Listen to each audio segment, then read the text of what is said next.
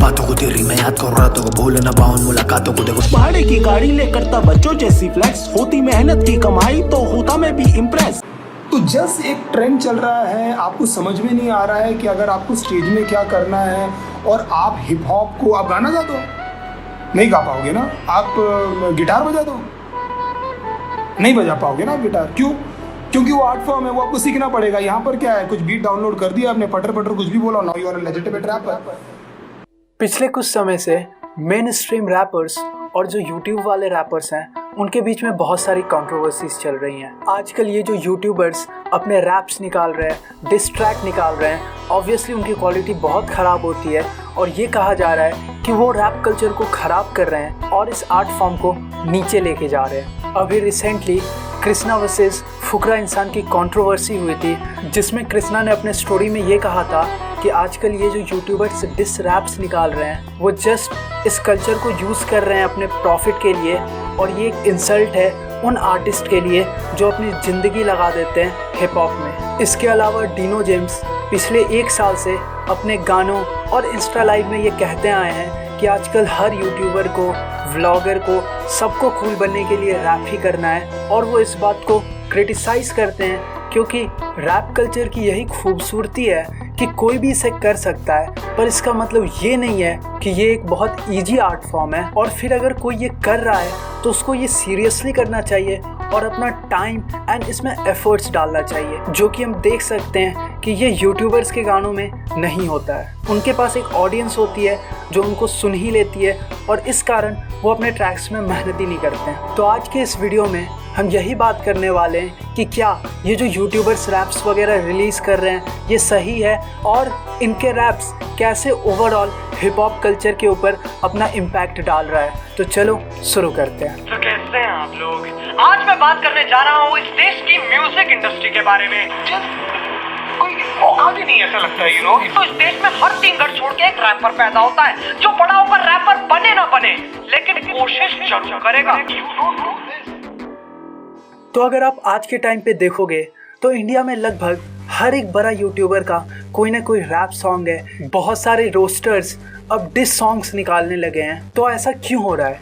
ये इसलिए हो रहा है क्योंकि रैप अभी के टाइम पे सबसे ज़्यादा एक बूमिंग इंडस्ट्री बन चुका है। इंडिया में आज के टाइम पे हिप हॉप की बहुत ज़्यादा हाइप है और उससे भी एक जो बहुत गलत नोशन क्रिएट हो गया है, एक जो विचारधारा बन गया है कि रैप कल्चर का मतलब ही होता है डिस। और इसी चक्कर में हर कोई डिस ट्रैक निकाल दे रहा है, चाहे उसमें कोई सेंस हो या फिर ना। और फिर वो रैपर्स जो बिना डिस वगैरह किए हुए फेमस हुए हैं वो लोग फिर इस बात पे अपने गानों में फ्लेक्स करते हैं कि बिना डिस के ही मैं इतना ऊपर तक आया हूँ। तो इन सब के कारण ऐसे लोग जिनको नहीं पता है हिप हॉप वगैरह के बारे में, उनको यही लगता है कि रैप का मतलब ही डिस होता है। और यही जो डिस का ट्रेंड चला है, इससे बेनिफिट कमाने के लिए यूट्यूबर्स भी आजकल रोस्टिंग वगैरह से ज़्यादा डिस ट्रैक पे फोकस कर रहे हैं। इसमें कोई गलत बात नहीं है अगर वो ओकेजनली कुछ गाने बना रहे हैं या फिर पैरोडी सॉन्ग्स वगैरह बना रहे हैं, ये सब चलता है। बट अगर सच में आप लगातार ट्रैक्स बना रहे हो तो फिर आपको एक चीज़ इंश्योर करना पड़ेगा कि आप उस पर एफर्ट्स भी अपने डाल रहे हो। ज़्यादातर आप ये देखोगे कि इन यूट्यूबर्स की बहुत सही बेस होती है और शायद इन्हें हिप हॉप के बारे में सही से पता भी नहीं होता है, बट इनके मन में आता है कि चलो अब एक डिस ट्रैक बनाना है और वो बना देते हैं। लाइक जस्ट फॉर एग्जांपल जो हमने क्लिप दिखाया था धीरू मॉन्चिक का, अब इसको ही देखो। अधूरी बात करूं मैं जब होती कोई मुलाकात नहीं, अब बात तो मर रही वो बात नहीं तेरे से मेरा।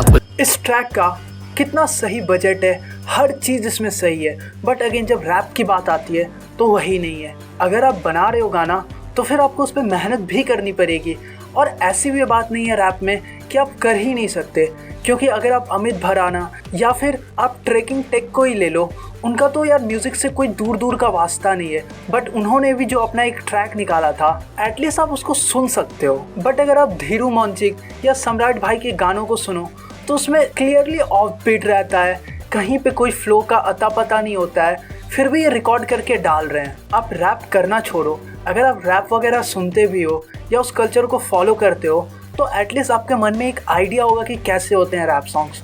तो अगर आप ये गानों को सुनोगे तो आपको खुद अंदर से पता चलेगा कि हाँ इसमें कुछ कमियां हैं, तो अगर है कमियां देन उसको आप इम्प्रूव किए बिना कैसे अपलोड कर सकते हो। आप बस ट्रेंड को फॉलो करने के लिए बना दिया डिस्ट्रैक्ट, और उसके बाद आप ये एक्सक्यूज़ नहीं दे सकते कि हम कुछ नया ट्राई कर रहे थे इसलिए ऐसा बना। ये कोई ट्रूथ एंड डेयर वाला गेम नहीं ना है जिसमें आपको ज़बरदस्ती करवाया गया बोल के आपके पास डेडलाइन था, ऐसी कोई बात ही नहीं है। आपके पास समय है, अगर आपको रैप करना है, इंटरेस्ट ही आया तो आप ये ढंग से कर सकते हो। और रैप की सबसे अच्छी बात यही है कि अगर कोई भी चाहे तो वो एटलीस्ट डिसेंट सा तो एक ट्रैक बना ही सकता है, क्योंकि ये बहुत कोई हार्ड चीज़ नहीं है। बट अगेन वही पॉइंट आ जाता है कि आप रैपिंग को बहुत ईजी नहीं ले सकते, और ये एक बहुत बड़ा रीज़न हो सकता है कि इनके ट्रैक्स इतने गंदे होते हैं। इसको आप इजीली ऐसे समझ सकते हो कि अगर हेलीकॉप्टर को फ्लाई करने की बात आती है तो बहुत कम ही लोग होंगे जो असलियत में उसे फ्लाई कर पाएंगे, बट जब रैप की बात आती है